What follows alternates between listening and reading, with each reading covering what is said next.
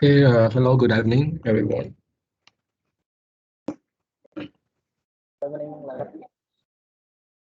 Very nice to see you again. Uh,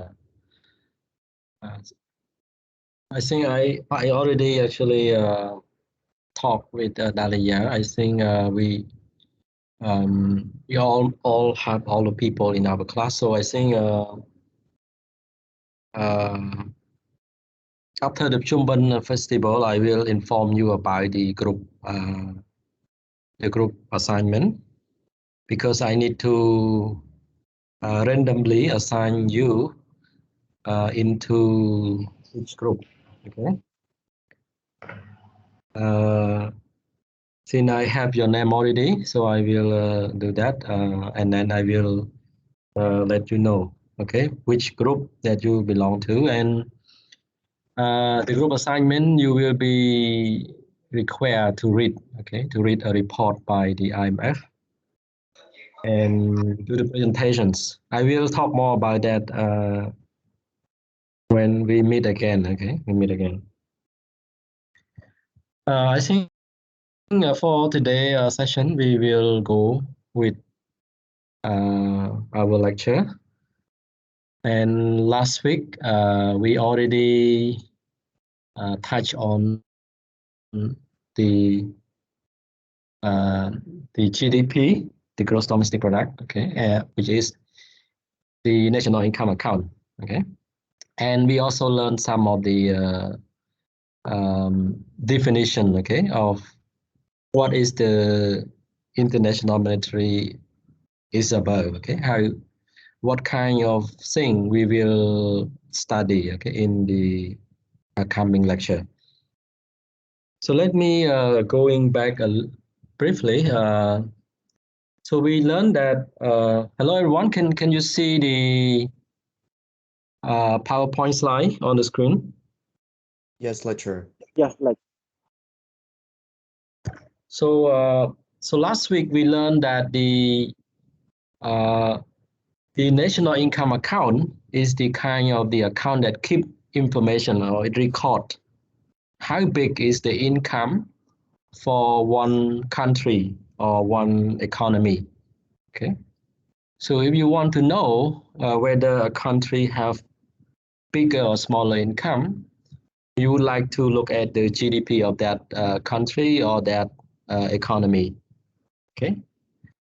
Uh, and and so GDP is one of the most frequently used by the international organizations, by the United Nations, and also by the government for preparing the macroeconomic policy because it tells the government whether their GDP or their income for the whole nations or the whole country have increased or decreased comparing to the previous year.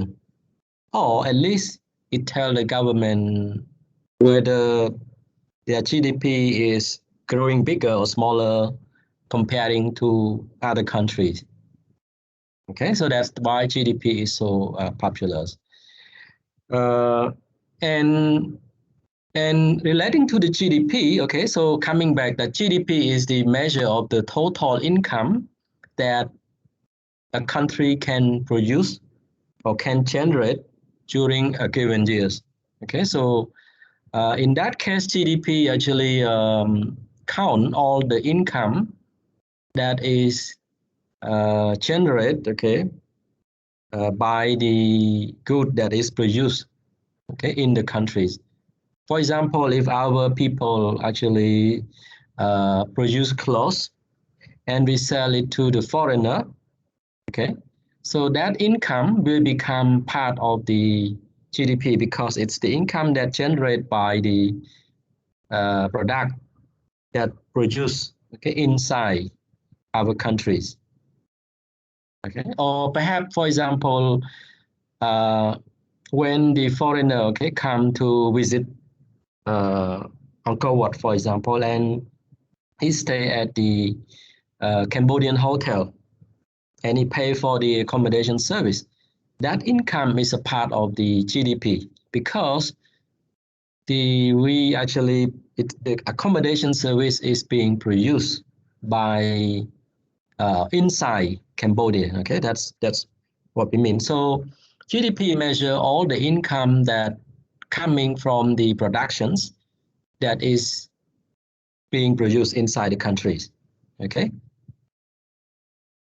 So that is the idea of GDP. So in other words, one more thing you have to be aware is that uh, in the example I mentioned earlier is that we do not care, okay, who produced the good, okay?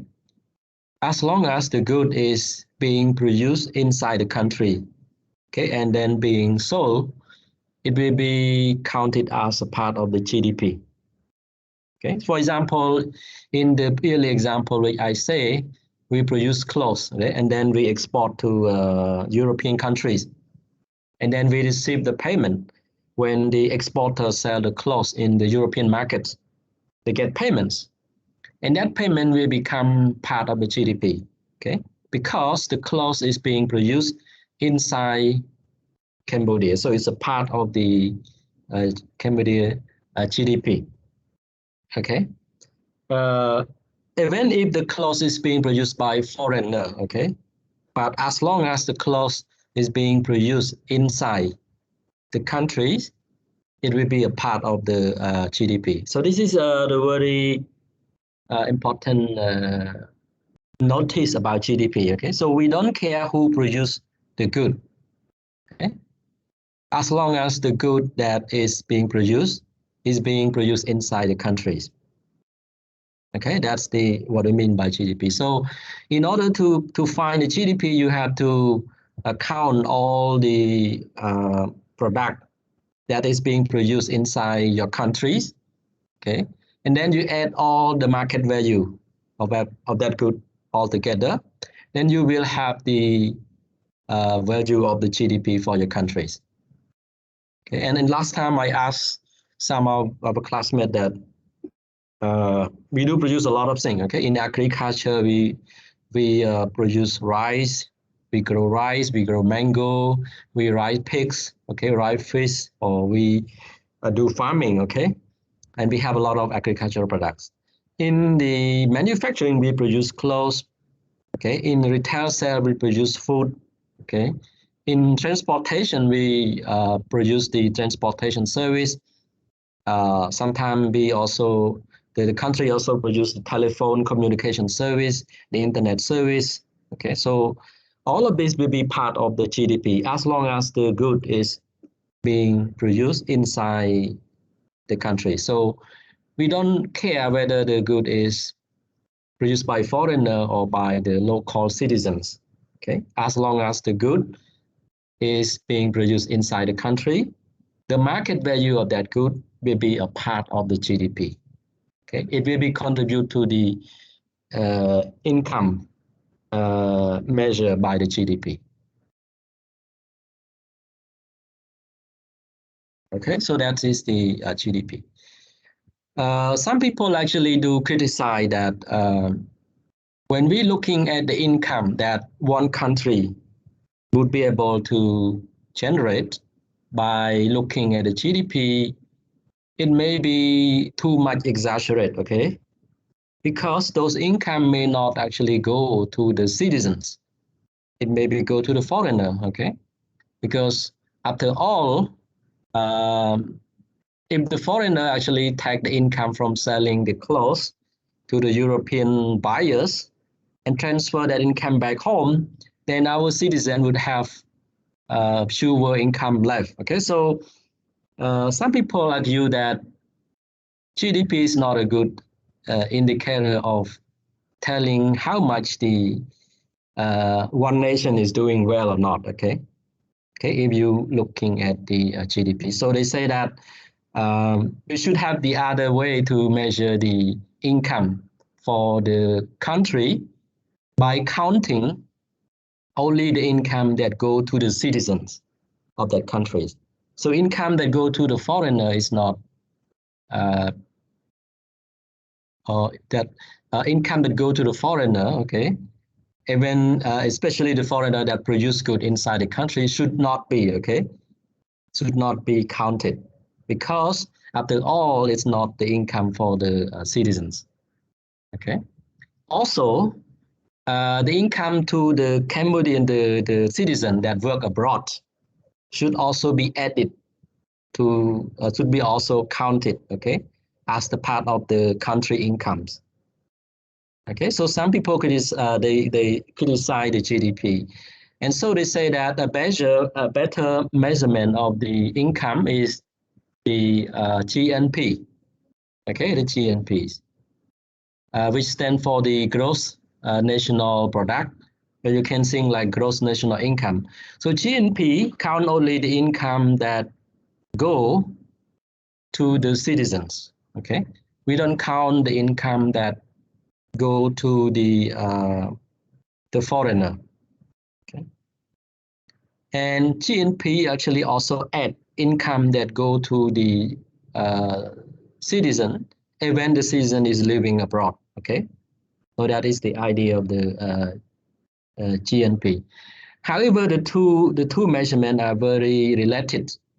Okay, if you come up with the GDP, okay, and if you want to find the GNP, okay, it's very easy. You just need to take the GDP, because GDP measure all income that one country actually generate during a given year. You have to subtract income that go out. Okay, I say the income that you transfer out. In other words, the income that you pay to the foreigner or the foreign producer inside your countries.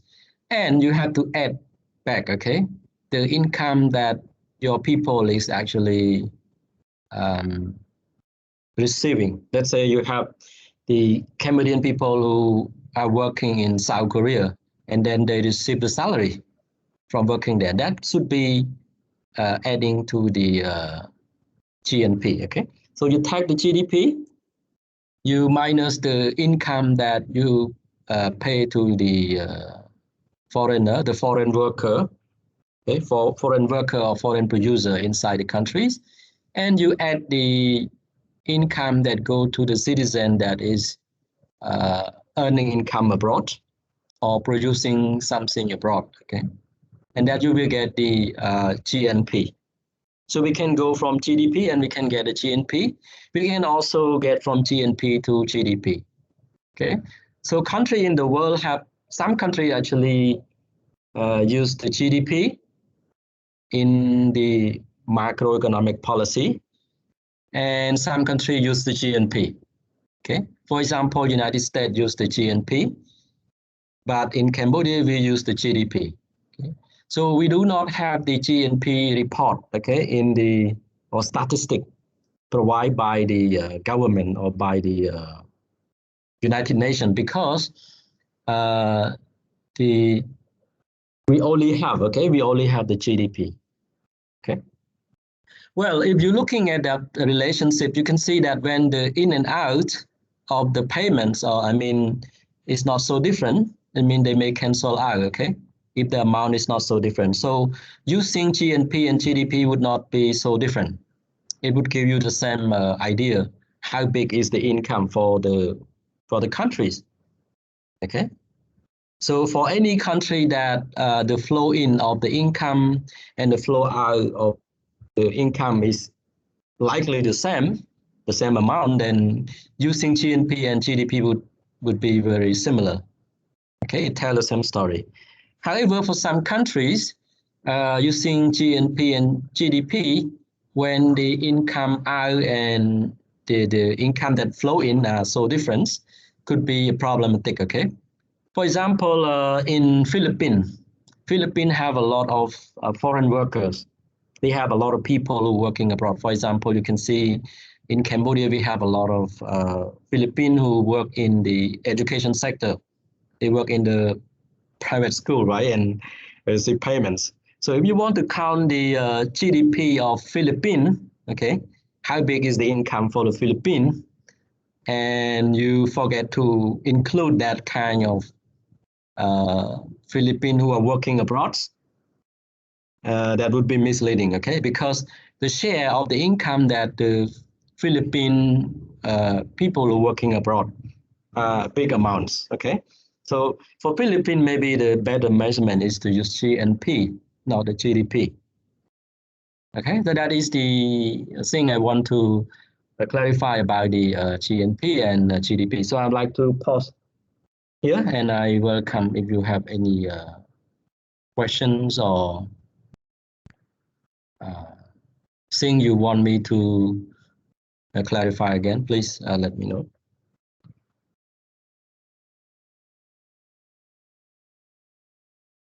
Okay, hello. Yes, go ahead, Robin. Robin. So GNP can that be found through tax return? Can I have your question again? For the GNP, can we find the value of that through the tax return that government collect from citizen? Well, as we learned in the definition that the GDP or GNP is intended to measure the income, okay, that one country actually generate, okay, during a given years. Okay, so we looking how much is the income that a country, okay, or a nations can create or generate. For example, in 2020, what is the size of the income that Cambodia actually generate? Okay, so we look at the GDP and the GNP. So by that definitions, one way to measure the GDP is to count, okay, to count the income that go to everyone inside the countries. Okay, you add them up and you will have the GDP. I mean the income for the whole countries. So income here, tax is a part of income, but it's for the government. Okay, but let's say you produce something. Okay, let's say you work in the morning and you sell food. Okay, and then you get a revenue. Okay, that is the part of the GDP because you produce food and then you sell and you get the income. Okay, so income is the income for everybody inside the countries, regardless they the foreigner or the citizen. We add the income together, and then we can have the GDP. Okay, but GNP we add income for all the people in the country, but we add only the income of the nationality. I mean the citizen of the countries. Okay. Well, we may use tax to try to obtain, okay, the estimate for the GDP, because after all, tax is a part of the income that being taxed. Okay, let's say you have 100 and you pay 20%. The rest is the income you have. So you can try to estimate backward. Okay, if you know the amount of tax you pay and the percentage of tax that is applied on your income. But that would be difficult, okay? So the very easy way to measure the GDP is to count all the product that being produced in a given years by your countries, either good or services, and then add the market value together. That you will get the GDP. And if you count only the good that produced by the citizens, not the foreigners, that would be, and then you add up, that would be GNP, okay? Darwin, I don't know if my answer actually well correspond to your question or not. Okay, so we don't use tax to try to derive, okay, the GDP, but GDP is a part of a base, okay, that we may be used to estimate the tax we can get, because after all, GDP is actually income for the country, right? And tax is to be collected on the income that people have. If your GDP is growing bigger because economic is growing, because the COVID-19 is being controlled, then you have bigger GDP and then you're likely to collect more tax. Okay, we can say GDP is a tax base. Okay, but I don't go that far. So the short answer is that using tax to derive the GDP is very difficult. Okay, so rather we use the other way to measure the GDP. And as you can see in the slide, there are three ways. We can use the production approach, we can use the income approach, or we can use the expenditure approach.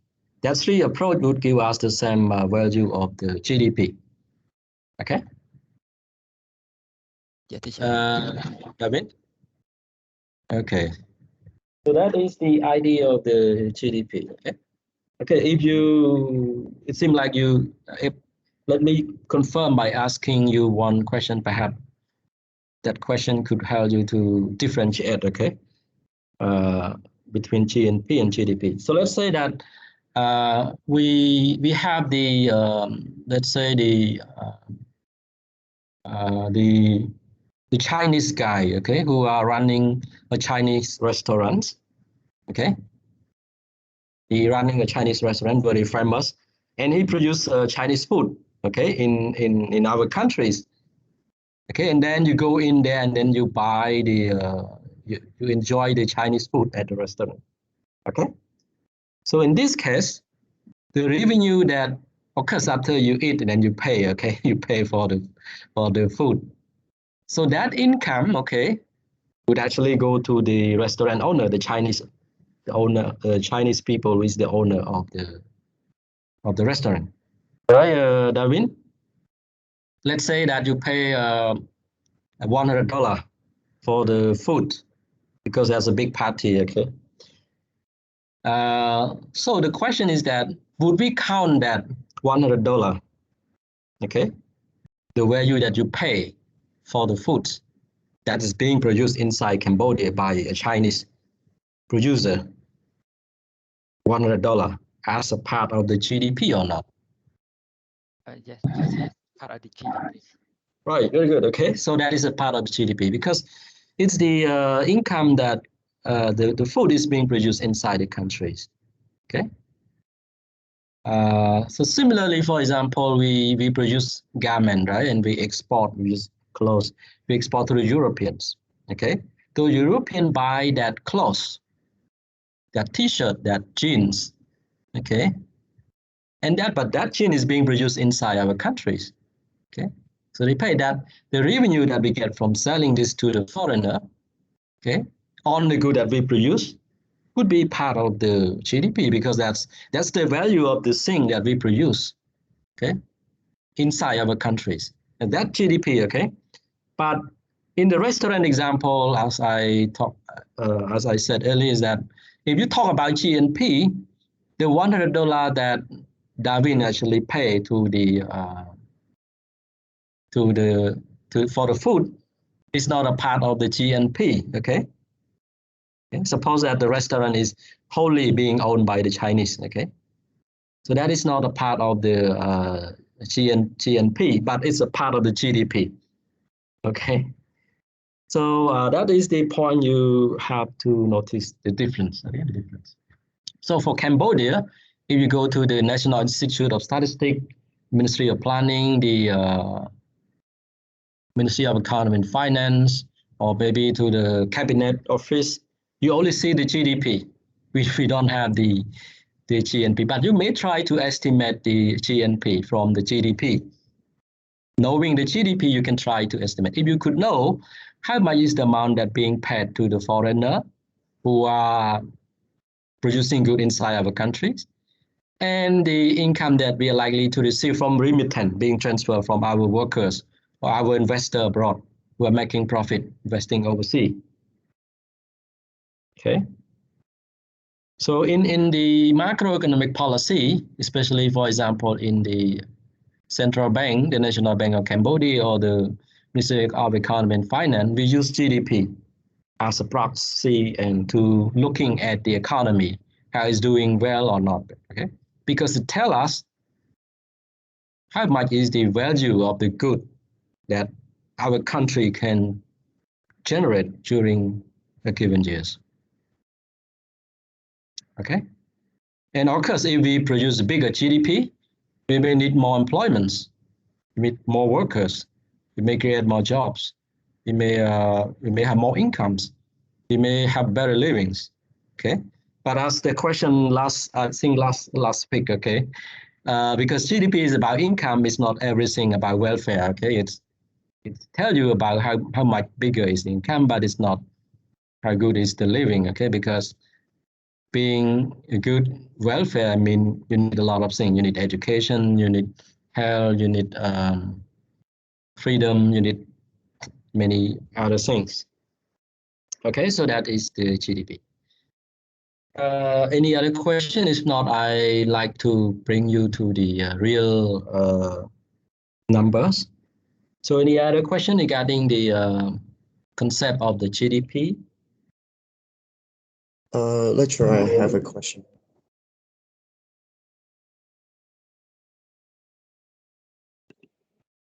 Hello, lecturer. Yes, go ahead. Yes, so my question is actually related to the production and expenditure. So as you mentioned earlier that we can measure the GDP through three approaches, such as the production, income, and expenditure. So does that mean that the production cost and expenditure would be the same? Does that mean that the amounts would be equal? Yes, that's a very good questions. Okay, the word expenditure here, we are talking the expenditure that you spend for the final goods.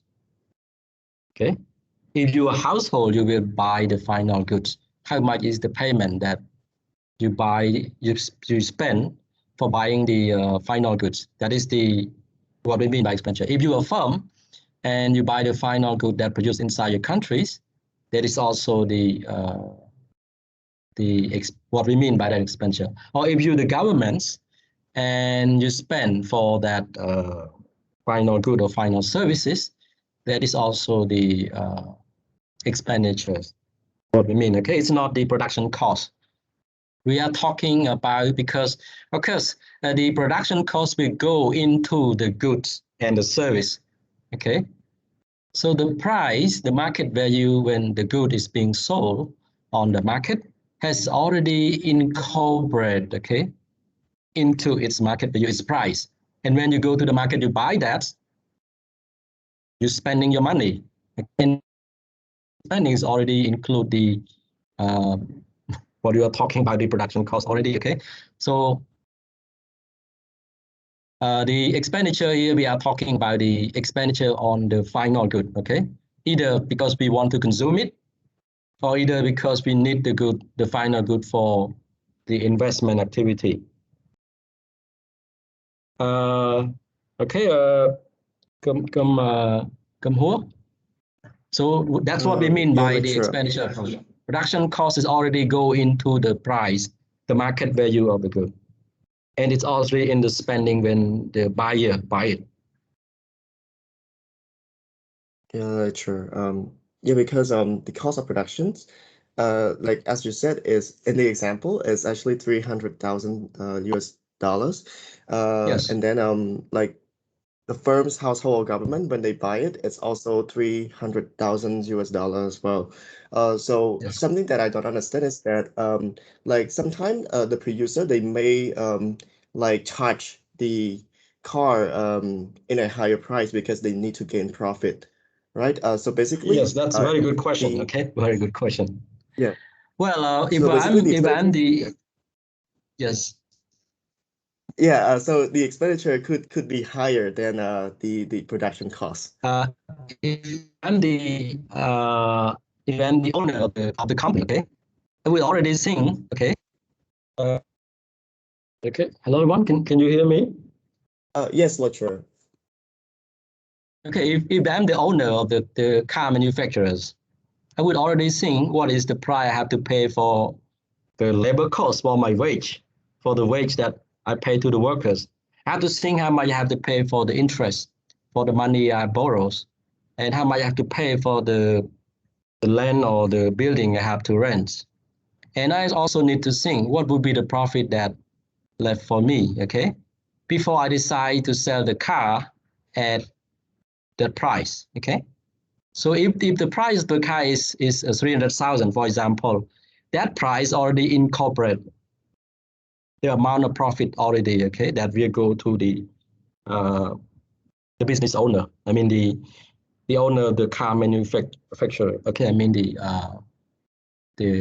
owner, okay, of the company. Okay, it is already included in that 300,000. The profit is inside that. Kamhur? Yes, lecturer, yes. Okay, for example, you can think, for example, 200,000 is for the labor cost, pay for wage, and 100,000 is the profit that I will get. Okay, so in that case, I have to sell the car at 300,000. Okay, that's what I mean. Okay, but that's the easy way. Okay, of course, in reality, it's more complicated than that, but that's what we mean when we talk about the expenditure approach, the production approach, and income approach. Okay, so the market value or the price of the car is the price that already included the expected profit from selling the product, as well as the cost that the seller would pay for the labor and other kind of the production costs.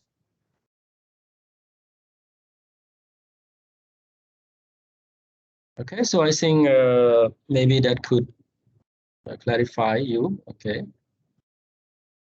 Okay, so that is the, okay, so in practice, the definition what we mean by GDP actually more subtle than what we see here. Okay, but in simply it's a rough estimate of what we can think of the income that a country could actually generate during a given years. Okay, in practice it's hard to actually sometimes it's very difficult to measure. For example, if you grow a flower in the garden in front of your house, you produce something, and that would it be counted as a GDP? Okay, because I say that anything being produced should be in the GDP. Okay, so in reality, it's very difficult to include everything. Okay, in the GDP. Okay, but the simple way is that we try, okay, and the approach that being used by the Ministry of Planning is called the production approach or the value-added approach. Okay, so that's what is the approach that being used by the National Institute of Statistics to measure the GDP for our countries. I think I don't want to go in much deeper into that value-added approach. Okay, but because otherwise we'll go back to the macroeconomic class. Okay, I think you may consult that macroeconomic class again. But simply, okay, you can think of the GDP as the value of all the final good, okay, that being produced inside the countries. Okay, the bigger, okay, or the more bigger the market value, the larger the market value of the good that you produce. It also means the bigger income that you will get from your production for your economy, for your countries. Because having bigger market value, having more incomes, it means you can also provide more income to the people. Maybe you need more workers.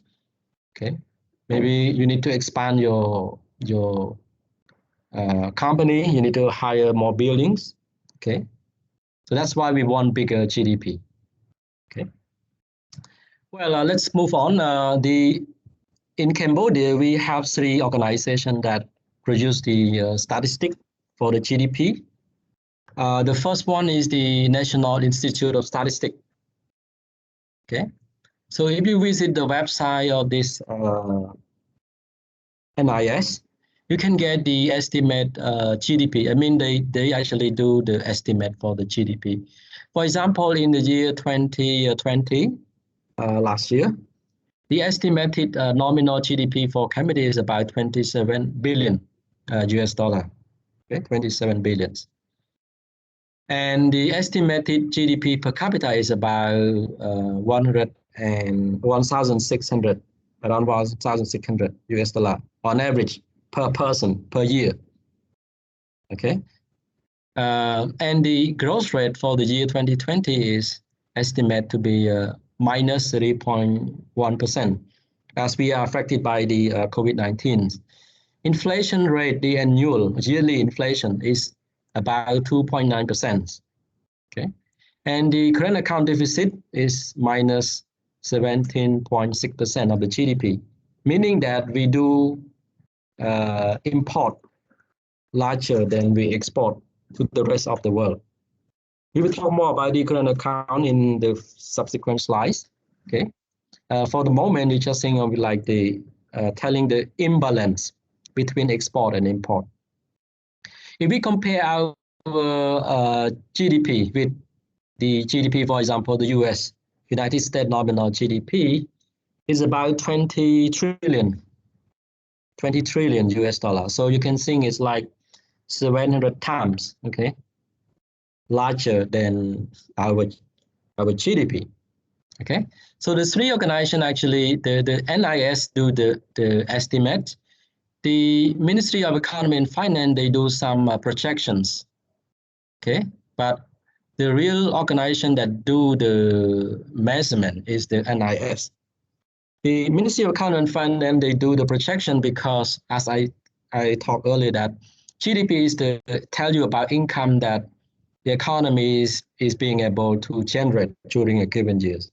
So if the government want to know, okay, or want to estimate how much will be able the income that the government can get from collecting tax or from other source of incomes like the non-tax, they would like to know what would be the GDP next year. Okay, so they do projections for next year GDPs. Okay, and based on that projection, they can estimate what would be the amount of tax they can collect. Okay, from next year's. And if they know how much the income they can collect, they can also estimate what would be the amount they can spend, the government expenditures out of the estimated tax income and the source of income that they can collect. Okay, that is the MEF, the Ministry of Economy and Finance. That's what they do. Okay, but the real person who do the measurement is the NIS, the Ministry of Planning. The central bank, the NBC, also do some projections about the GDP because they are doing the monetary policy. Okay, they actually controlling, influence interest rate, influence the exchange rates. Okay, and so they need to know the GDP. In year where the GDP is not doing well, or like in the COVID-19, the NBC would need to do something. Okay, in order to stabilize, to bring back the GDP. So they want to lower interest, for example. So they need to project. If the next year projection of GDP is going down, then you may need to lower interest rate to boost investment, to create more job, more productions, and to recover. If next year's GDP is going higher, maybe there will be inflations, and the NBC may likely to do the opposite. Okay, so they need to do the projections. So the three organizations are the big three that do the. They have their own website. They provide the projections for either in the medium term, so the next 5 years, or the short term for next years, or for the long term in the next 10 years. You can visit the websites and looking at their estimate and their projections. So that is the place where you can find the GDP for Cambodia. So any other questions for that part, please let me know. Hello, sir. So Yes. if we estimate the GDP, the value will be different, right? Can I have your question again? On the slide, you put a nominal GDP. So if we estimate that in the GDP instead, the value will be different, right? Well, Well, the word estimated mean it's not yet an actual, okay? It's something about the future. I mean a past that they are trying to get the number, but it's not a final value, okay? So that's why they say estimated, okay? The actual one may be likely slightly different, but in most cases in the past, we see that the estimate and the actual one are not so different. Okay. Is that I answer the question, Darwin? Teacher, I mean, in the slide it put as nominal GDP. So if we measure in real GDP instead, the value 27 Oh, okay, billion that's dollar is very good different, right? question. Yes, that's very good question. So the here is the nominal GDP, okay, not the real GDP is nominal GDP. So real GDP and nominal GDP, they are different, and I think you already familiar, okay, with that two concept. Okay, the nominal GDP count both the price and also the quantity of the good that we produce, okay, at the market price. So here we are talking about the nominal GDP, okay, nominal GDP. But the growth rate here, which is minus 3.1%, is the real GDP growth rate, okay? So we count only the quantity, not the price. Okay, after we subtract the inflation. So you can see here, if you know inflation is about 2.9% with 3%, okay? And then the real GDP is about minus 3.1%. You can add the 2.9% with 3.1%. You can get about 1% of nominal GDP growth rate. Okay. So the nominal GDP growth rate is about 1%, but after we adjust for inflation, the real GDP growth rate is minus 3.1%. Okay. Darwin, I don't know if I touch on your questions. Yeah, teacher, loud and clear. Okay. The next thing I want to talk is that as we learned in the previous discussion that in the previous slide that we can measure the GDP by using the income approach, the production approach, and also the expenditure approach. So this is the expenditure approach. Okay, so we will use this expenditure approach to talk more about the GDP because it's the very easy way, okay, to think of the GDP, and that is it's easy because it have very nice structure that allow us to easily remember what we mean when we talk about GDP, and also it's allow us to learn a lot of things, okay, from that approach. So let's begin by looking how do we measure the GDP by using the expenditure approach. Okay, so we can say that the GDP is derived by adding up the market value of all the expenditure on the final good. Okay, so when Darwin go to the restaurant and he buy the food and he pay for that, it's just his expenditure. Okay, and that would be the market value that he pay for the food that is produced inside our countries. Okay. So generally in this approach, we classify the type of the expenditure into 4 big categories. The first one is called the domestic consumption expenditure. And we denote that by C, okay, by letter C. And that would mean the expenditure that is made by the private domestic residents, okay, on the domestically produced good or an imported good. Okay, so C stands for the consumption expenditure that people spend. Okay, people spend on the good for their consumption, on the final good for their consumption. Either they spend for the good that produced inside the countries, or they spend on good that is imported from abroad, which is not produced inside the countries. Okay, that is C. The second category is this domestic investment expenditure. This is the expenditure that's made by the firm, the private firm, by the investor. Okay, For example, the building of the new plant or new factories, new building, new road, or new bridge is called the part of the domestic investment expenditure. Okay, so that is the second kind of the expenditures. Okay.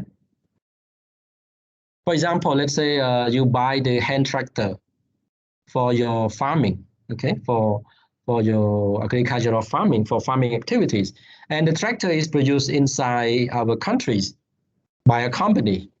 Okay, so the tractor is the produced inside the country, and you buy it, you spend on it, and the tractor that you bought is being used for your product, for your investment, for your farming activities.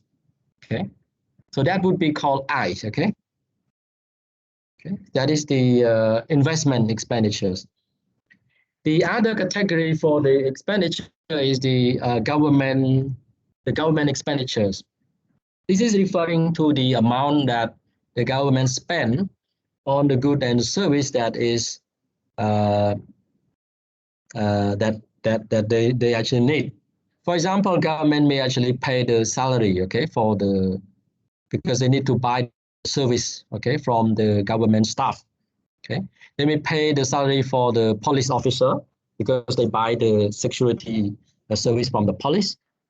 They may pay for the teacher, for doctor, or they may pay for electricity at the line ministry organization. Okay, so this is called government expenditure. They spend. Okay, they spend either on the good that is produced inside the country or maybe the good that they import. Okay, so that is the third category of the expenditures. And the last category for expenditure, we call them the current account balance, which is the difference between the expenditure on goods that we export to the rest of the world and the expenditure on the good that we import from the rest of the world. Okay. For example, when we export close to the European market, to the EU market, okay, and the European market actually buy, okay, or spend, okay, for their consumption on our export, our clothes, that would become our export, okay. So they spend on the good that we produce. And we have to minus the import, okay, because this is the good that the whole country actually pay, okay, either you and me or the company, or perhaps it's the government, okay, but it pay on good that is not produced by our country, it's produced by the foreigner, produced outside the country. So we have to take that out. Okay. Remember that the goal of GDP is to measure the market value of all the goods that produced inside the country. Okay. So it should count only the spending on the good that is produced inside the country. So spending on good that is imported from the rest of the world, which is not produced inside our country, should be excluded. Okay, so in the formula of the GDP, you can take this formula on the right-hand side. So you take the expenditure by household, okay, either on the good that produced inside our country or the good that is produced in the rest of the world and import to our countries, okay, and then you add the expenditure by firm, either on the good that produced inside the country or the good that is produced imported from abroad, okay, and then you add the government expenditure on either the good produced inside the country and or either imported from the rest of the world, okay, and you add the spending on the good that we produce and we export to the rest of the world, and then we minus the import, okay, so we have to minus because that import is spending on good that is not produced in our country. It's not a part of GDP, so we have to minus it, okay? So because C here is already including the imported, or perhaps G is already including in imported, that's why we have to minus the import, okay? If C here is only counted spending on domestic good, and ING is also spending on domestic good, you don't need to to minus export, okay? But because here C already included domestically produced good and imported good, so we have to subtract, okay?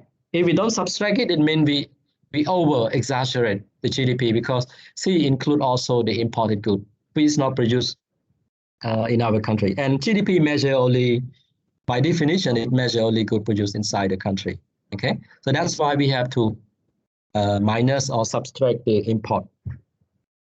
Okay, so that is the expenditure approach. So any question regarding these equations? Yeah, the term government purchase meaning the same as the government spending, right?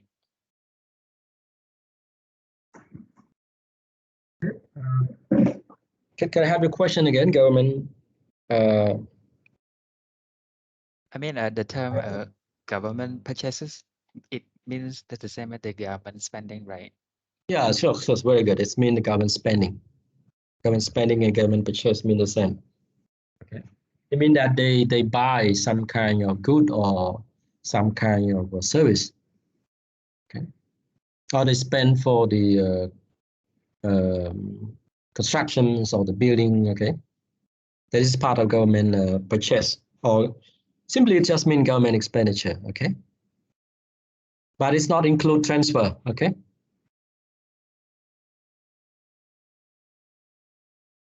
And we add them up, you can get the GDP. So the formula that you can see on the right hand side is the formula for the GDP is, so for many economic students, the easy way to think of the GDP is to think of this equation, okay? It's total expenditure for the good produced, okay, by your countries.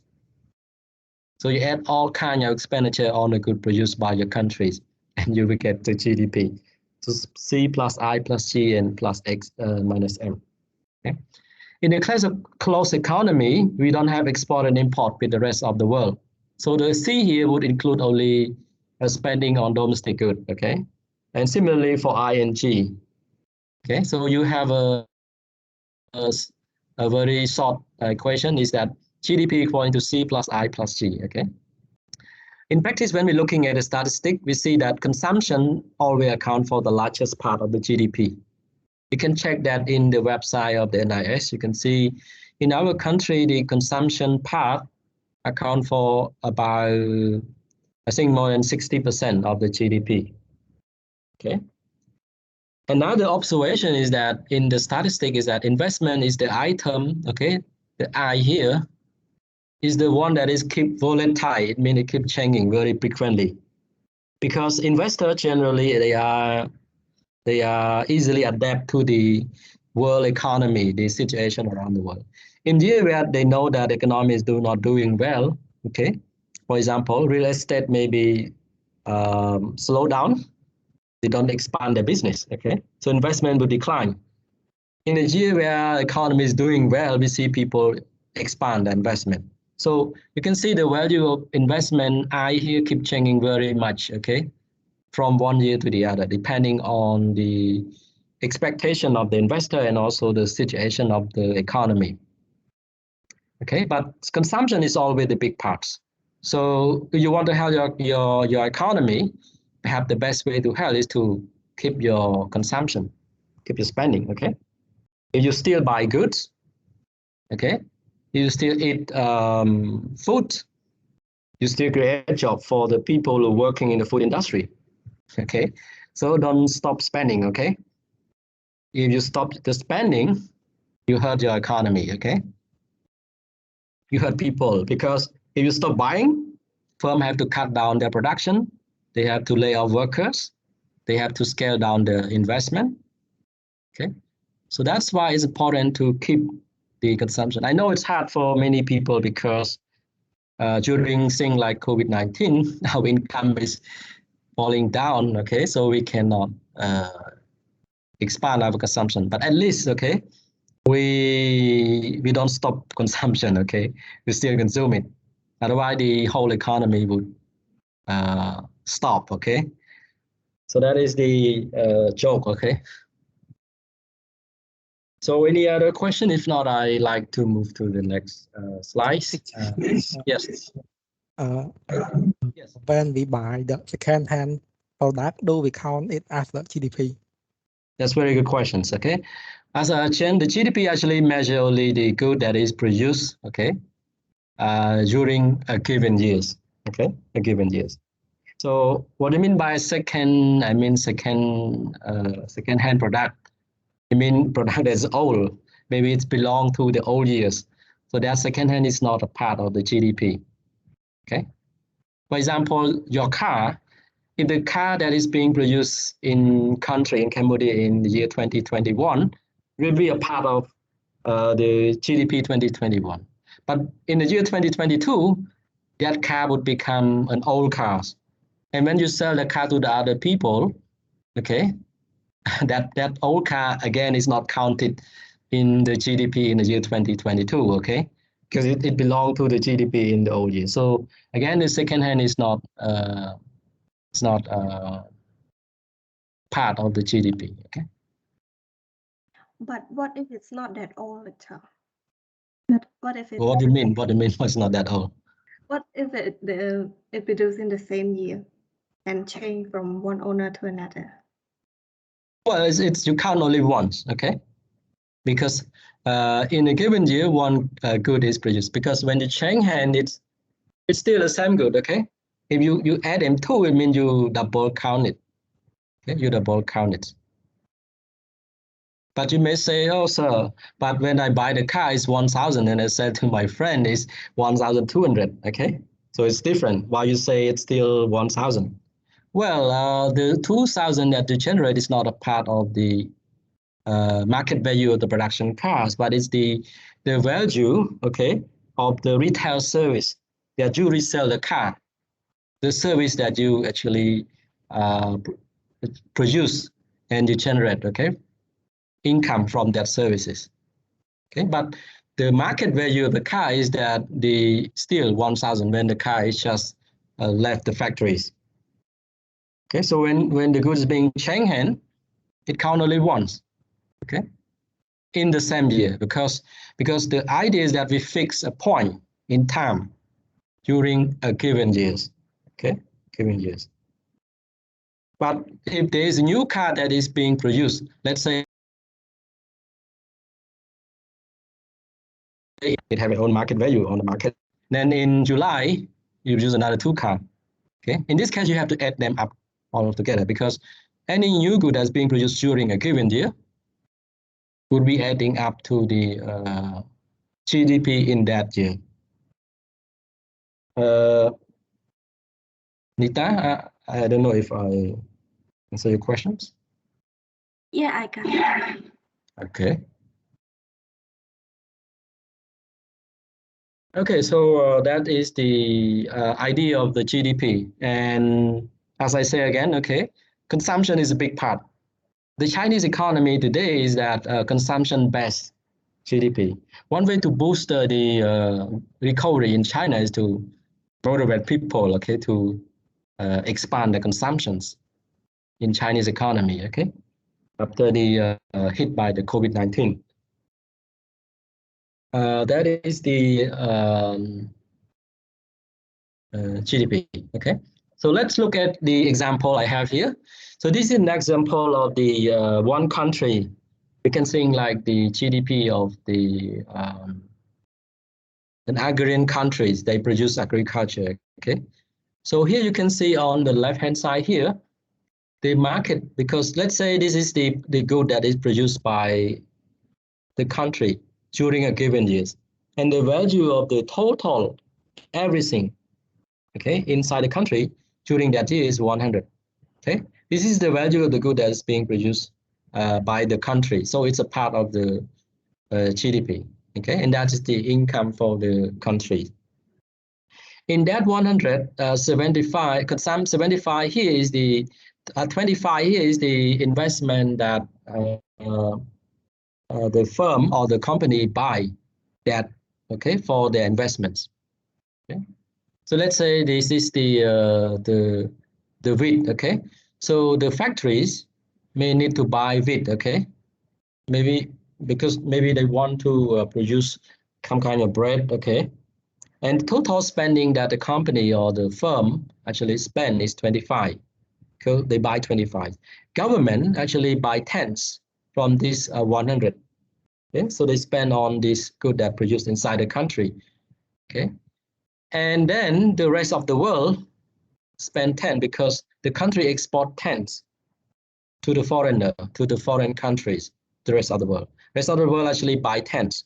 So you add 25, 10, and 10. Okay, these are all the spending on the good produced by the countries.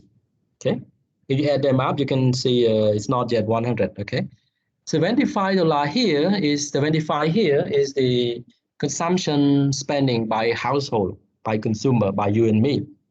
Okay, in that countries. Okay, but in that part, the 20 is the imports, the spending on the good that is not produced. Okay, it's not a part of this 100. Okay, so we know that the domestic production is that the 55 is being buy by the consumer, by you and me, for the good that produced inside the countries. 25 is buy by the firm for the investment. 10 is by the government that bought the product produced by our countries. Another 10 is bought by the foreigner because we export. So in total, we get 100, which is the value of the good that we produce in that year. Okay.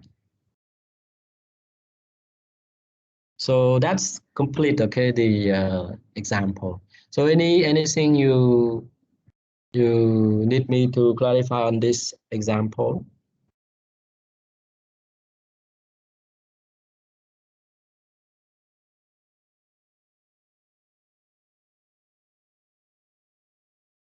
Okay, so in this example, the country actually export wheat and then they import the meal. Okay, so they have to convert that meal, okay, into wheat because we cannot add different product. But the easy way to think of this, you can think like currency. Okay, like say 100 is the $100 is the value of the good that the economy produced. Okay, 25 is spending by firm on that goods, and $10 is by the government who buy that goods produced by our countries. $10 export is the one that's spent by the foreigner on goods produced by our countries. Okay, and the 75 here include both the spending by our household, by our consumer on imported good and also the good produced inside the country. Okay, because the import is 20, it means that our consumer, you and me, spend 55, okay, on the good that produced inside the country. So if you add all the spending, you will get the same value as the value of the good that is being produced.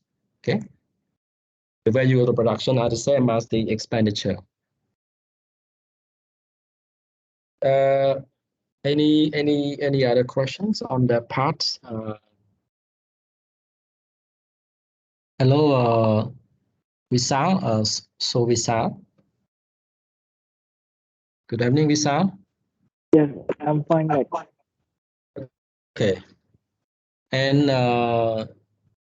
Liu, so what?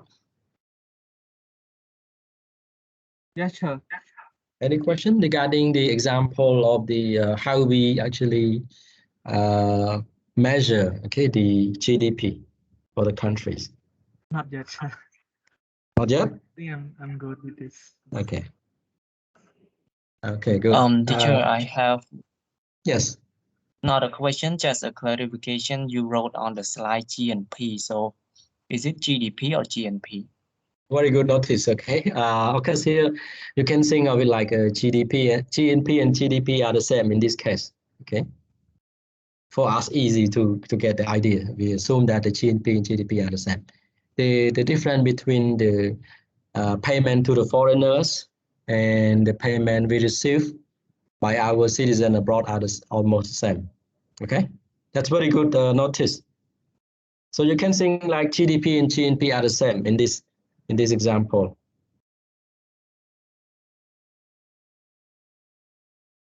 Any other questions? Okay. If not, we can move to one more slide.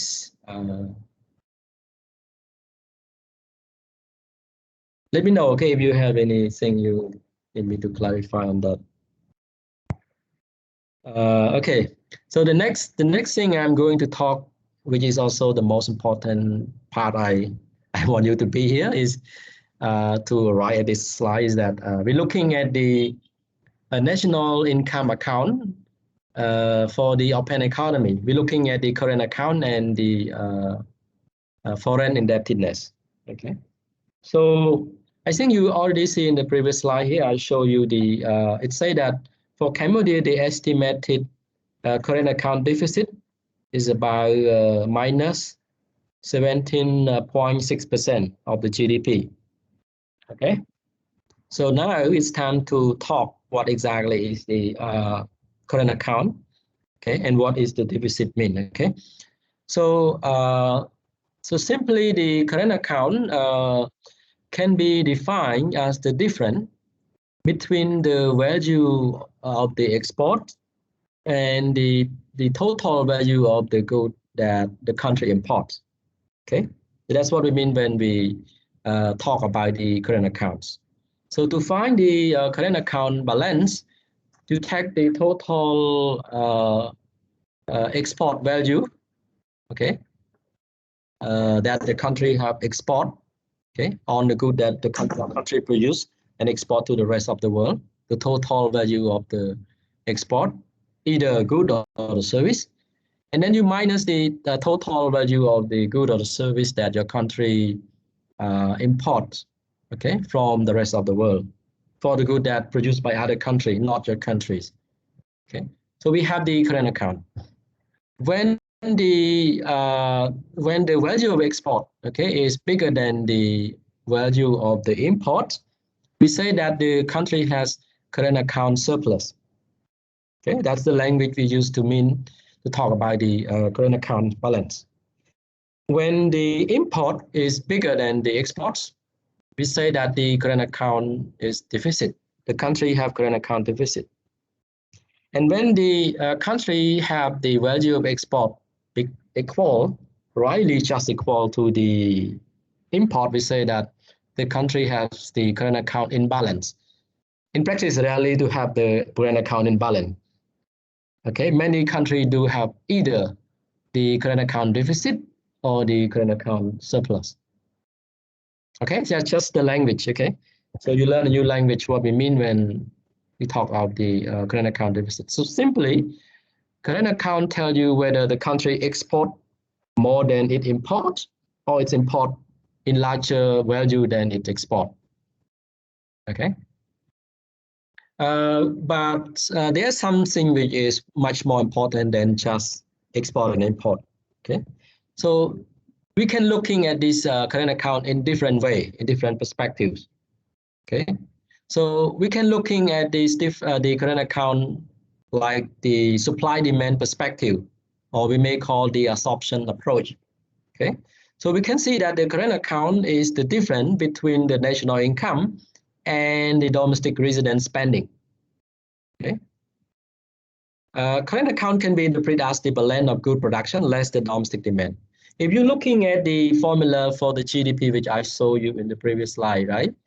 We know that the GDP Y, okay, GDP Y equaling to the spending on consumption by household plus the investment spending by firm and the government spending plus the export minus import, right? And we know that the export and minus import is the current account. Okay, if we work out with this equation slightly, we can have this. These equations. Okay? You just make some adjustment. You can move this item C plus I plus G, okay, to the other side of the equations. So you can have Y minus C plus I plus G, okay, and it would be equaling to the current account. Okay, I don't do a day trick. It's just very simple maths. Okay, so we just move term. So when we move it, we have a minus sign. Okay, but the equation have very interesting thing to tell us. So we can see that Remember that Y here is the value of the good that you produce, right? It's GDP. It's the market value of the good that your country produce. It's the income that your country can generate, okay? Okay? It's the total value of the good that the economy produces. And C plus I plus G is all the demanding for the consumptions. C is consumption by the household. I is the consumption that needed for investment by firm.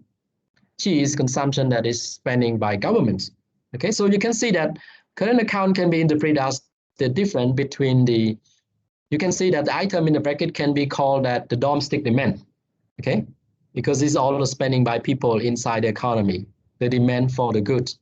Okay, so they are the difference.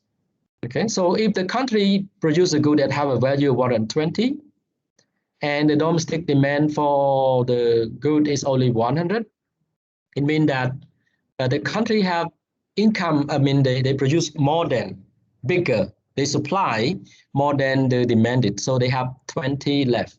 So where that 20 go? That 20 would be the current account surplus in which they export to the rest of the world.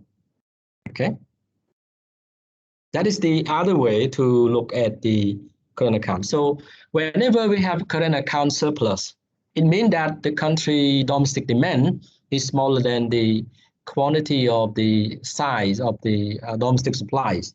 Okay, domestic supply is bigger. On the opposite, when we have the current account deficits, it also means that the domestic supply is smaller than the domestic demand. Okay, so let's say that the country produce only 100, okay, which is Y, and then the domestic consumption by C, by firm I and government is 120.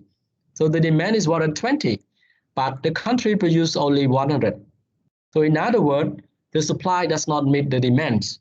So how could people certify their demand 120? They have to import.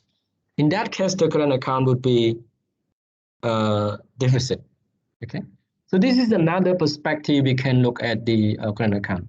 So when you're looking at Cambodia, we see that the current account in our country is always deficit. You can see it's minus 17.6% of the GDP. Okay, well, it means that we import in larger than we export. But why do we do that? That perhaps because the domestic demand is much bigger than the domestic supply. Of course, we don't produce much, okay? We tend to rely a lot on the good that we import. You can look at your laptop, you look at your watch, your clothes, okay? Your shoes, generally we import, okay? Or even your smartphone. So we do import in larger value than we export because we have big demand than the supply, okay? That is the way we can think of the current account, okay? So next time when you go to the meeting with the government, when they tell you the current account deficits or the current account surplus, what comes to your mind is that, well, it's not about export import. It's also about whether we have more big demand than what we can produce, or whether we can produce more than what we demanded. Okay, that is the perspective we can look at the current account.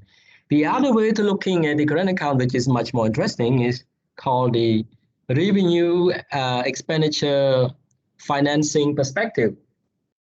In this case, the current account can be interpreted as the balance of excess supply of domestic financings. Remember that if you're looking at the equation again here, let me clear that to easy for you. So if we're looking at again here, we can see that the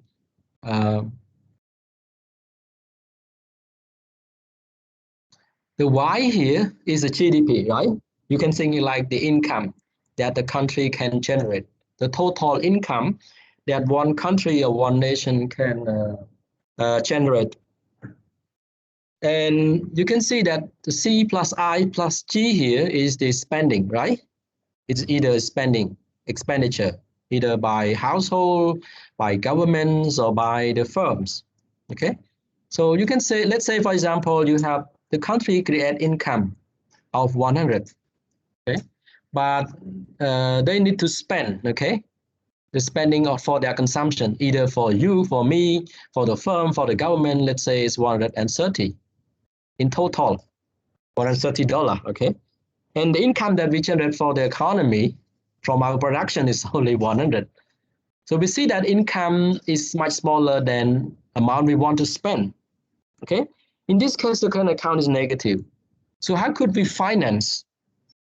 We finance the expenditure if the income is less than what we spend. One way is that we can borrow the money. So in this case, the $30 must be a borrow amount from other countries, okay?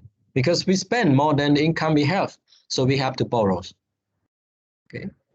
So that is the other way to looking at the current account deficit.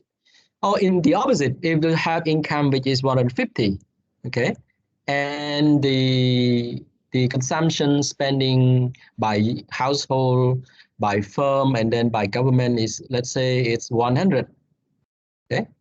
In this case, the income that economy generate is bigger than the spending. So you have a current account surplus. So you have another 50 left, okay? So what do you do with that 50 left? Well, that money would going out abroad, just like the case of China. They will provide loan to other countries because they have more money than they needed for the spending in the countries. Okay, so the message that I want you to take home from the session today is that when we look at the current account, when you heard the country export more than import, there are many things beyond that. The first thing it means that the country demand is much bigger than the supplies for their production, so to fulfill the demand. But more than that, it also means whether the country is borrowing the money from the rest of the world or is receiving more foreigner buying its own asset, the inflow of foreign investment in the countries, or experiencing outflow of the foreign investment abroad, or they are making loan to the rest of the world, just like the case of China. Okay. So the summary is that the current account is not only about export-import, but it's also about the size and directions of borrowing and financings. Deficit current account such as a positive net foreign debt, okay? We are borrowing the money, or we are having foreigner own, okay, asset in other countries. Okay, because if we don't allow foreigner to own, if foreigner said we don't have enough money to finance our demands. Okay, so we have a country that have the current account deficit generally are borrowing the money from the rest of the world, or they are receiving the foreign investment like FDI. Okay, but that is the message for the and this is the chart I have for the case of the US. You can see the blue line here. This is the current account for the United States from 1976 up to the year 2015. The latest I have from the books, and you can see the blue line here is the current account deficit. I mean the difference between the current account, which is the difference between export and import. You can see over many years, U.S. economy experienced current account deficit, right? Because you see the values are negative or below zero. Okay, and the red line you can see here is the net foreign wealth. In other words, it's the difference between the asset that the citizen of the country own, the foreign asset, and the cash and the amount of asset in the country that is being owned by the foreigners. As you can see, it become much negative. And even during the year 2012 and 2015, it keep becoming much negative. Meaning that in the US, most of the asset in the US is being owned by the foreigner, and mostly a Chinese, okay? Chinese investor actually own. They own the United Treasury bill, the T-bill. They own the Ford company stock and share. They're providing money as a loan to New York Bank and so on, okay? So all these are the indications, okay? So that's why we have the red line here, becoming much negative, okay? But anyway, before the year 1990, okay, you can see that US doing well. They have the they own a lot of asset overseas. Okay, that people own more asset overseas than the foreigner own the US asset. Okay. I'd like to pause here for a minute and I would get your questions. Any question regarding the current account? What is current account is about? What is the meaning of the current accounts?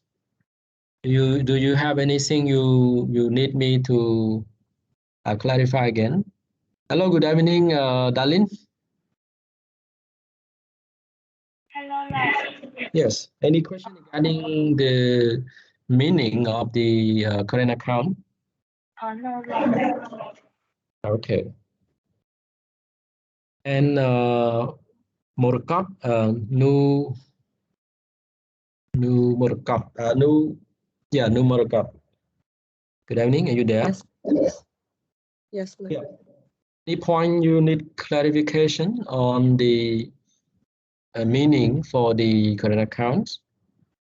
I wonder if you can clarify the phrase deficit current account suggests a positive net foreign debt, please. Can you repeat your question again?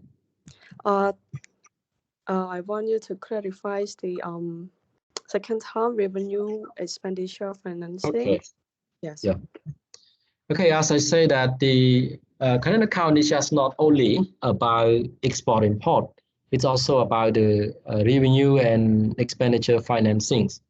Okay, so as you can see in the equation for the current account is equaling to the difference between the income. Y is the GDP, which is the income in the economy, income that economy can generate. Let's say is $100. Okay, for example. Okay, and C plus I plus G is the spending. Okay, people need to consume, firm need to consume, government need to consume, they need to buy something, either for the consumption or for the investment. And in total, it's a 130. Okay, so the income for the economy is 100, but the required for spending, for expenditure, okay, is 130. In that case, the current account is minus 30 because the current account is equaling to the difference between the income that the whole economy have and how much they need to spend. And now they need to spend more than the income they have. So current account is minus 30, meaning that they spend more than income they have, so they have to borrow. They have to borrow money from somewhere else. And it must be from outside the countries, maybe from China. Okay, or perhaps they can have the Chinese who come to invest, okay, and then they give money to them, and then they have the money. But in exchange, they give some asset to the foreigners. Okay, so that the revenue expanding approach, the revenue expenditure approach is saying that whenever the current account is deficit or minus, okay, whenever the current account is deficit or minus, whenever the export is smaller than the import, it means the country is borrowing the money, okay, because they have income less than what they need to spend. On the opposite, when the current account is surplus or positive, or when the export is bigger than import, the country have more income than what they need to spend. Their revenue is bigger than the expenditure. In that case, they may be the lender. They have more money to provide loan to the rest of the world, just like the case of China. Morukot, is that explanation helpful for your questions? Yes, Okay. Okay, so so that is the important message. Okay, so from now on, if people talking about current account, what comes to your mind is not only about export import, but it's about whether the country is borrowing the money, okay, or they are providing loan to the rest of the world. Okay, So it has something more than just export and import.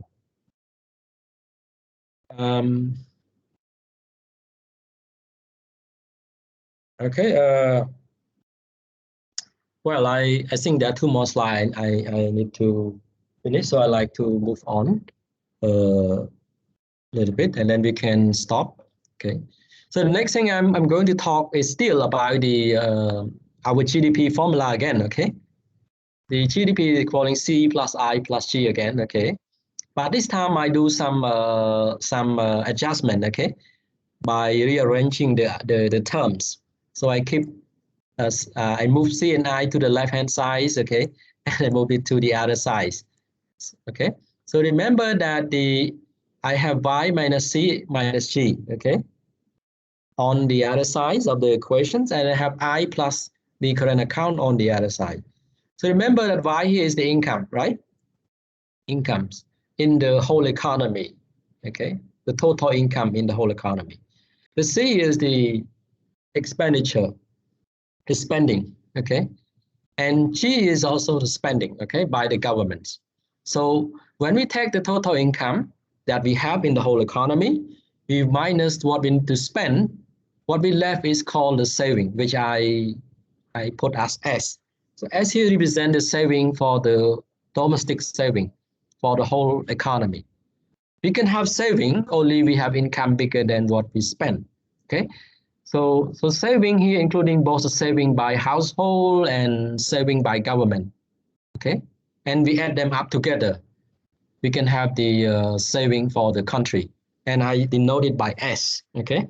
So that is called domestic saving, okay? Domestic saving. And you can see here on the other side, I put the I here, which is the demand for investment, how much you have to spend for the investment, okay? How much money you need to finance your investment. And you have the current account here. So I make some slightly adjustment. I move the I to the left side here. So I can see that current account is equaling to the difference between the domestic saving and the domestic investment, okay? Okay, so we can have another way to look at the current account now.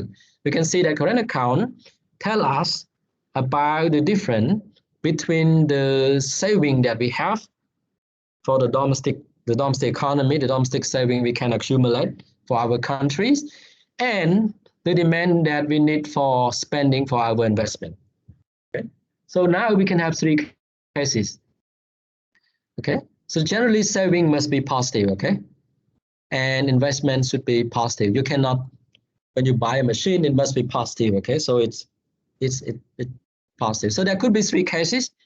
The first one is that when the saving is bigger than investment. Okay, so when the current account is positive. Okay, when export is bigger than import, and the saving is bigger than investment, right? In that case, the domestic saving can finance domestic investment, and maybe they can also finance overseas. For example, let's say our country, we need $100 for investment. We need to buy the machines. I need to buy a coffee making machine for my investment, and it costs 100. And the saving that I have is 120. Okay, so I have more saving than I need to finance my domestic investment. Okay, so I have another 20 left. Okay, in other words, the money I need to finance my investment I is much smaller than the saving I have, which is 120. So I have another 20 left. So where would I do with that? I can use that 20 to finance overseas investment. Okay, I can provide loan to China. I can provide loan to Vietnam. I can provide loan to Laos. Okay, so a country that have current account surplus also mean that they have domestic saving bigger than their domestic investment. Okay, and they can providing loan to the rest of the world, or perhaps they are making investment overseas, just like the Chinese FDI who come to invest in Cambodia. They buy build the factories, they buy the many other things. Okay, so that is what we mean when current account is surplus in China. On the opposite, when the current account is minus. Okay, I put minus sign here. When the country import bigger than export, current account is minus, just like Cambodia. In that case, it also means that the saving is smaller than the investment, okay? In other words, the saving we have is only, let's say, 70, okay? But the amount we need for finance our domestic investment is 100. The money that our people and our government have been saved is only 70 that we have. But we need another 100 to finance our investment, to build a road, to build a bridge, to build a weather forecast station, the irrigation system, the hospital, okay? But we have only 70. So we need another 30. So where would we get a 30? We need to borrow from the rest of the world, from other countries. Maybe from ADB, maybe from World Banks, maybe from the IMF, okay? Or maybe from other countries. So the current account deficit tell us that our domestic investment is much, much bigger than the saving we have. Okay, so we have current account deficit. So when current account is deficit, it means that domestic saving cannot finance domestic investment. Domestic investment must be depending on both domestic and foreign saving, okay? They have to depend somehow on foreign saving. Either the foreigner come to invest there, or perhaps we can borrow the money to finance our investment. And if they are equal or current account imbalance, it means we don't need to borrow. We don't have any borrowing, we don't have any debt, we don't need any foreign investment, okay? In an open economy, domestic investment can be financed by domestic saving and foreign saving, either by borrowing or by foreign investment. So that is the key thing I want, the other way to look at the current account deficit.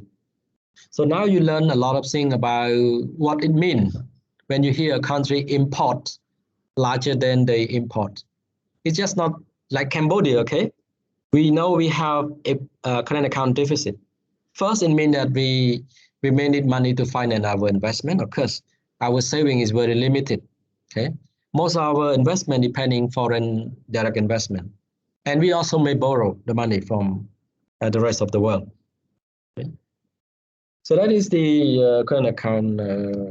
Any question on that point before I move to the last slide for today's sessions? Hello.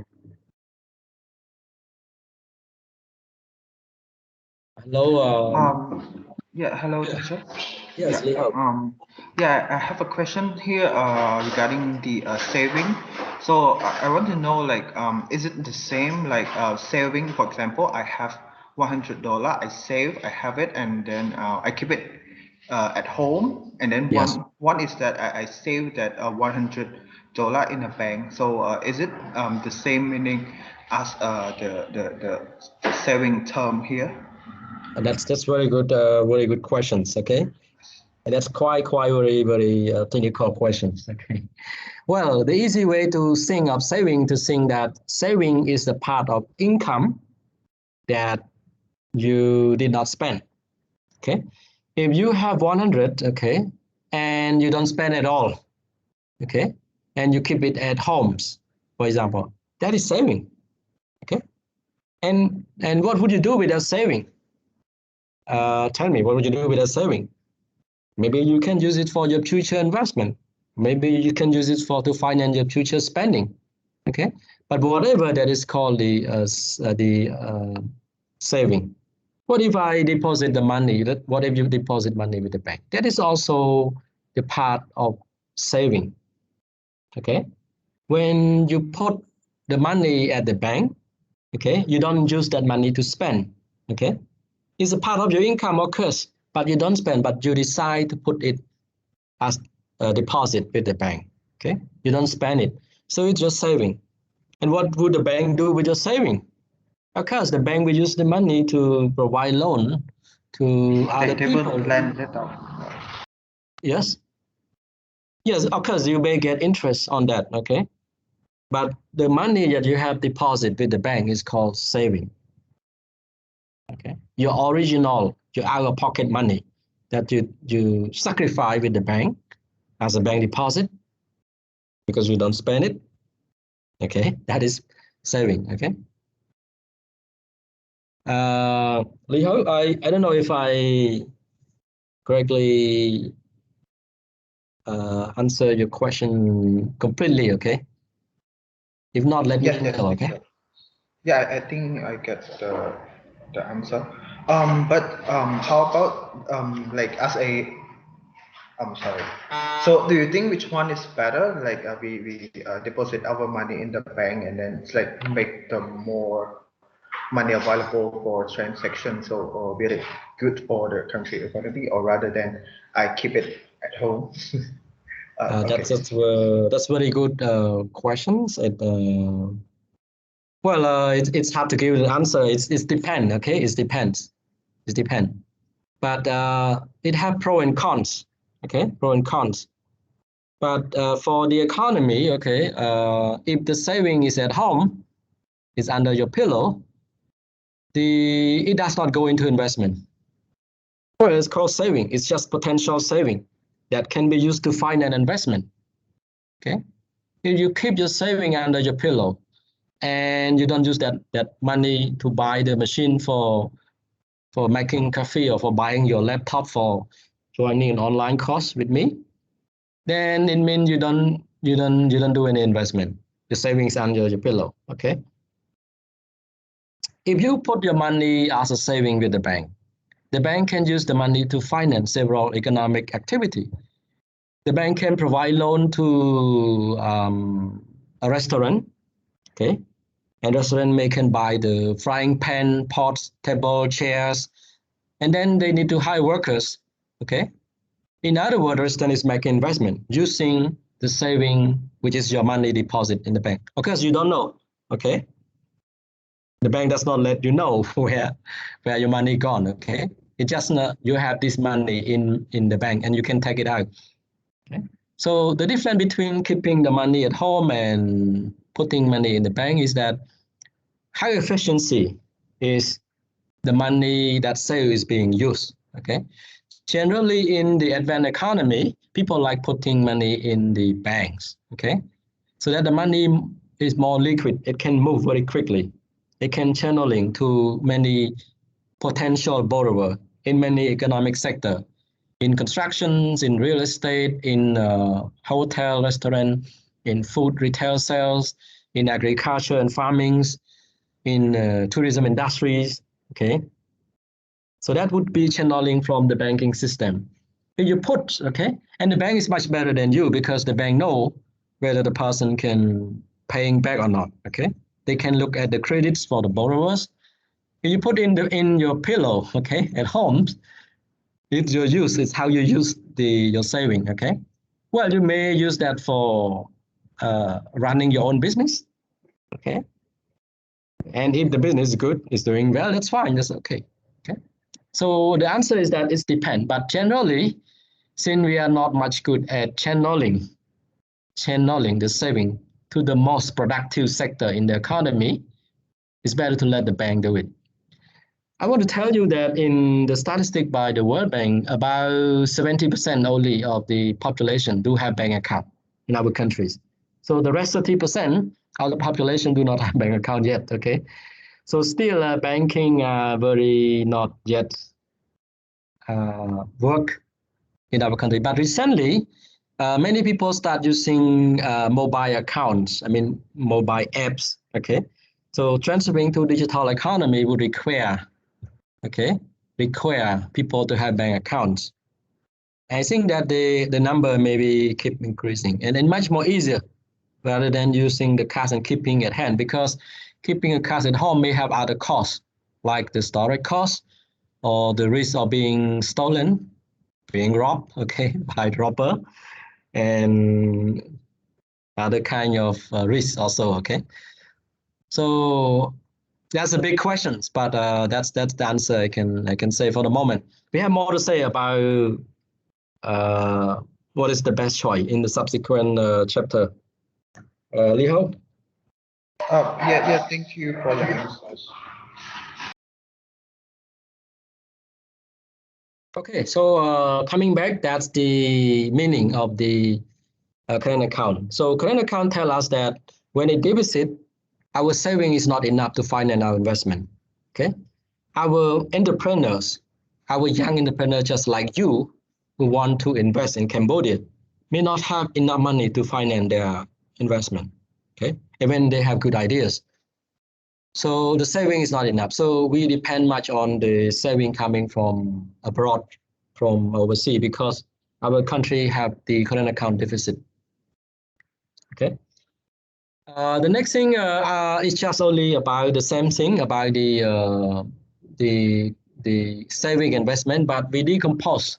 Okay, we decompose the saving here. So this is the saving for the countries. Okay, this is the part of income. The Y is the total income in the economy, and C minus C is the spending. So the part of income you did not spend is the saving. If we add the other term T here stands for tax. Okay, the tax is the income that government collects. Okay, so I put minus T here and I put the T here. So we can see this item is this is the income that the after you spend, you have income, and after you pay tax, okay? So we call that part is the private saving. It is saving by you and me, by household, okay? The other part of this equation is the difference between the tax revenue that government collects and the government expenditures. So this is the public, you can think like government saving, okay? So the total saving in the economy is equaling to the private saving by you and me, and also plus the saving by the governments, okay? And we can have the same thing. We just decompose the saving into private saving and the government saving. Unfortunately, in many countries, especially like Cambodia, it turned out that the government always spend in larger amount than the tax revenue they collect, okay? In that case, the government don't have a saving. So most saving would have to depending on you and me, okay? It depends whether we can save more or not, okay? Government always spend more than the tax that they can collect from the taxpayer, from you and me, from the firms, from everybody resident inside the countries. Okay, so that is the idea. So we see that in many cases like Cambodia, we have budget deficit for the government because the government spend more than the tax they collect, but at the same time, we also have the current account deficit. This is called the twin deficit. It had been observed in many countries. It means that the country keep borrowing the money while the government does not improve in any saving at all. They still spend more than the income that they can earn. The government spend more than the income that the government can earn. They run a budget deficit. At the same time, the country also experienced the debt by borrowing from the rest of the world because they have current account deficit. So current account can happen at the same time when the government have budget deficit. Okay. But in some cases, current account may have deficit, but government may have budget surplus. Like in other country, like in China, they have the government budget surplus, but and at the same time, they also have more saving, private saving, okay? So they can use that saving to finance, okay? So this side is the supply of fund, okay? This is the saving by people inside the country. This part is saving by the foreigner, by the rest of the world. This is the demand for investment by firm, the demand for fund to finance investment. This is the demand for fund by the government because they have budget deficit. They spend more than the tax they can collect. Okay, supply of fund must equal the demand of funds. So when we have a saving, you can finance, either your saving can be used to finance the domestic investment, or it can be used to finance the foreign investment. Okay, or you may also can use your saving to finance the government budget deficit by buying the treasury bill, the government bond, the T-bill. And unfortunately, we don't have government bond, okay, in our country. In the coming year, we will have one. By that time, you can buy it, okay? If you have saving, you can buy it. And you can provide money to the government. Government borrow money from you, and then the government will pay back, okay? For the moment, we don't have government bond yet. I think that's finished what I want to say about the national income account for today's session. It takes a lot of time, but It's almost more than 1.5 hours. And I think I'd like to stop here, but before I end the lecture, I like to collect your questions. If you have any thing you want me to clarify again, please let me know.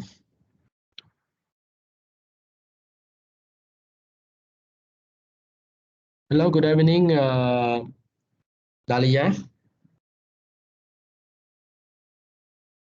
Hello, Dalia, are you there? Okay. Dalia is not there. Hello, Nitas. Sonita. Yes. Any question regarding this discussion today about either about the GDP or about the current accounts? I think I'm good. Okay. So I think maybe you don't have question yet because there's a lot of stuff, a lot of key term, and you may need time to take a look at that. And then maybe you can have question for me when we meet next week. No, after next week, because next week, I think next week we have the holiday, right? Yeah, the Shumban, I think you will have holiday. So when we meet again, you can have a question for me, okay? If you have, okay? So I like to end the lecture here. So the main message I want you to remember and to take home for today's session is that current account is not only about export import. Okay, current account is also about whether your country is borrowing more from the rest of the world. It's also about whether you have the country is enough, okay, to finance domestic investment by using domestic saving or not. Okay, so current account is much more than just about export and import. That's the message for you to take home. With that, I'd like to end the meeting here. We will talk about the balance of payment next week, okay? The another account, okay, next week. So I like to end the meeting here, and I wish you enjoy your dinner and have a good dinner with your family, and also have a good holiday for the coming Shumban festival. And see you again next week. Goodbye. Goodbye, teacher. Goodbye. Goodbye, Goodbye, teacher. Yeah, goodbye. Bye, teacher.